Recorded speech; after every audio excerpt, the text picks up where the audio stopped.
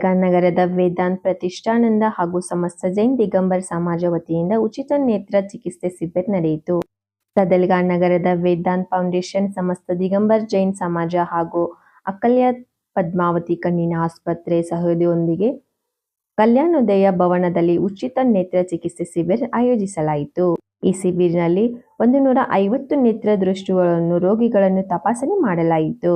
ಬೆಳಿಗ್ಗೆ 10 ರಿಂದ ಮಧ್ಯಾಹ್ನ 2 ಗಂಟೆಯವರೆಗೂ ನಡೆದ ನೇತ್ರ ತಪಾಸಣೆ ಶಿಬಿರನ್ನು ರಾಹು ಸಾಹೇಬ್ ಕಿನ್ನಿಗೆಯವರು, ಆಚಾರ್ಯ ಶಾಂತಿ ಸಾಗರ್ಜಿ ಮಹಾರಾಜರು ಮತ್ತು ಆಚಾರ್ಯ ವಿದ್ಯಾಸಾಗರ್ ಮಹಾರಾಜರು ಚಿತ್ರಗಳಿಗೆ ಪೂಜೆ ಸಲ್ಲಿಸಿ ಮೂಲಕ ಉದ್ಘಾಟಿಸಿದರು.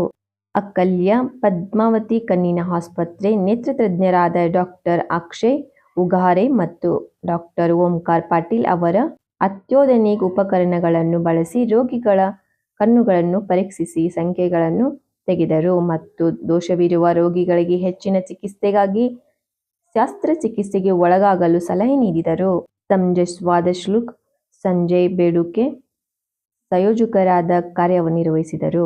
ಈ ನೇತ್ರ ಚಿಕಿತ್ಸೆ ಶಿಬಿರದಲ್ಲಿ ಕಾಂಟ್ಯಾಕ್ಟರ್, ಗ್ಲೂಕೋಮಾ, ಲಸರು, ಆಸ್ಟಿಗ್ಲಾಸೆಂಟಮ್, ಅನೆಸ್ಥೀಸಿಯಾ ರಹಿತ, ಪಾಕೋ ಎಲಿಂಪೆಕ್ಷನ್ ವಿಧಾನ ಚಿಕಿತ್ಸೆಯನ್ನು ಈ ನೇತ್ರ ಚಿಕಿತ್ಸೆ ಶಿಬಿರದಲ್ಲಿ ಸೂಕ್ತದಲ್ಲಿ ಮಾಡಲಾಯಿತು ಎಂದು ಈ ಶಿಬಿರದಲ್ಲಿ ಉಪಸ್ಥಿತರಿದ್ದ ವೈದ್ಯರು ರೋಗಿಗಳಿಗೆ ಭರವಸೆ ನೀಡಿದರು.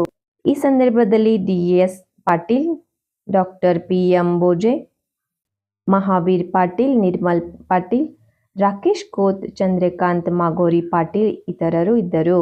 ವೇದಾಂತ್ ಪ್ರತಿಷ್ಠಾನದ ಸುನಿಲ್ ಪಾಟೀಲ್, ಶಾಂತಿನಾಥ್ ಪಾಟೀಲ್, ರಾಕೇಶ್ ಕೋತ್, ರಾಜು ಉಧಾರ್ ಹಾಗೂ ಇತರ ಕಾರ್ಯಕರ್ತರು ಆಯೋಜಿಸಿದ ನೇತ್ರ ಶಿಬಿರ ಯಶಸ್ವಿಗೊಳಿಸಲು ಶ್ರಮವಹಿಸಿದರು. ಸದಲ್ಗಾ ನಗರದ ಪ್ರತಿನಿಧಿ ಅಣ್ಣಾ ಸಾಹೇಬ್ ಕದಂ.